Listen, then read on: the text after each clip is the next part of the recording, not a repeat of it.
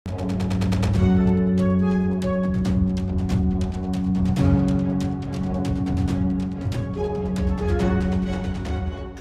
मैं हूं विवेक शर्मा। पंजाब केसरी नवोदय टाइम देख रहे हैं आप। इंदौर के राजा हत्याकांड में हर दिन नए नए खुलासे हो रहे हैं। अब एक नया मोड़ आ गया है। मृतक राजा रघुवंशी के भाई विपिन ने कई सनसनीखेज खुलासे किए। विपिन ने दावा किया कि सोनम ने शादी से पहले ही अपनी मां को चेतावनी दी थी कि अगर यह शादी हुई तो इसका अंजाम नहीं अच्छा होगा। वहीं दूसरी ओर अब यह भी जानकारी निकलकर सामने आ रही है कि हत्या आरोपियों के टिकट खुद सोनम ने ही करवाई थी और साथ ही यहां पर कई और अहम खुलासे हुए हैं। रघुवंशी के भाई विपिन ने मांग की है कि सोनम की मां से भी पूछताछ होनी चाहिए। उन्होंने कहा कि अगर सोनम के पिता को इसकी जानकारी होती तो वे राज कुशवाहा यानी कि सोनी के प्रेमी को नौकरी से निकाल देते, इसलिए ही सोनम की मां ने सारी बातें छिपाई। राजा रघुवंशी हत्याकांड में 4 अहम सवाल हैं जिनके जवाब पर ही पूरी की पूरी जांच टिकी हुई है। सवाल नंबर 1, क्या सोनम ने राजा रघुवंशी की हत्या की सुपारी दी? सवाल नंबर 2, सोनम के प्रेमी राज कुशवाहा ने हत्यारों को हायर किया था? सवाल नंबर 3, सोनम ने ही अपने प्रेमी राज कुशवाहा के बारे में राजा रघुवंशी को शादी से पहले ही क्यों नहीं बताया? सवाल नंबर 4, क्या वो शादी में मिले पैसे और गहने लेकर अपने प्रेमी के साथ भागना चाहती थी? चलिए अब जिक्र कर लेते हैं सोनम के उन 3 झूठ का जिससे मेघालय पुलिस को सोनम पर शक की वजह पुख्ता हो गई। पहला झूठ, राजा की हत्या के बाद सास को फोन लगाया। झूठ बोला 2 जून को राजा की लाश मिलने के बाद मेघालय पुलिस ने एसआईटी का गठन किया था। इन्वेस्टिगेशन टीम सोनम की तलाश कर रही थी। इस दौरान टीम को पता चला कि 23 मई को दोपहर 1:43 पर सोनम ने इंदौर में सास उमा रघुवंशी को कॉल किया। सास ने सोनम से पूछा कि बेटा खाना खाया नहीं, तो सोनम ने जवाब दिया कि मम्मी मेरा उपवास है। पुलिस इन्वेस्टिगेशन में क्या सामने आया?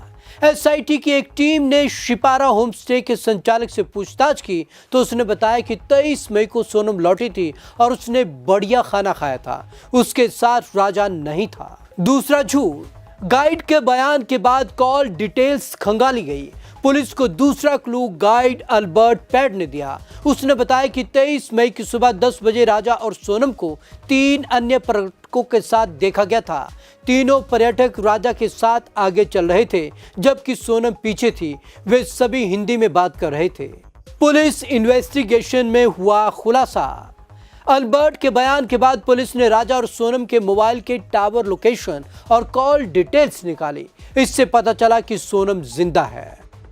तीसरा झूठ, राजा और सोनम 21 तारीख को शिलांग पहुंचे थे या उन्होंने एक होटल में रूम लिया था। 22 मई को दोनों सोहरा के लिए निकले। सोहरा में थाने के पास ही बने एक होटल में कमरा लेने पहुंचे मगर होटल में जगह नहीं थी। उन्होंने होटल में अपना सामान रखा और घूमने निकल गए। पुलिस इन्वेस्टिगेशन में खुला राज। हनीमून पर आने वाले कपल अक्सर अपने सोशल मीडिया अकाउंट्स पर हनीमून की तस्वीरें अपलोड करते हैं। पुलिस ने जब दोनों के अकाउंट्स खंगाले तो उनकी एक भी तस्वीर नहीं थी, जबकि वे ऐसी कई जगहों पर घूमने गए थे जहां अक्सर कपल सेल्फी लेते हैं। राजा की मां उमा रघुवंशी बेटे के लिए न्याय की गुहार लगा रही है। उन्होंने खास बातचीत में सोनम पर कई गंभीर आरोप लगाए। उन्होंने कहा कि सोनम के अकाउंट में 20 लाख रुपए थे। हो सकता है कि उसने पैसे के दम पर ही सब कुछ करवाया होगा। यह पैसा सोनम के पिता ने उसके खाते में जमा करवाया था। राजा रघुवंशी की हत्या के मामले में अब सबकी नजरें सोनम पर टिकी हैं कि वह क्या क्या बताती है।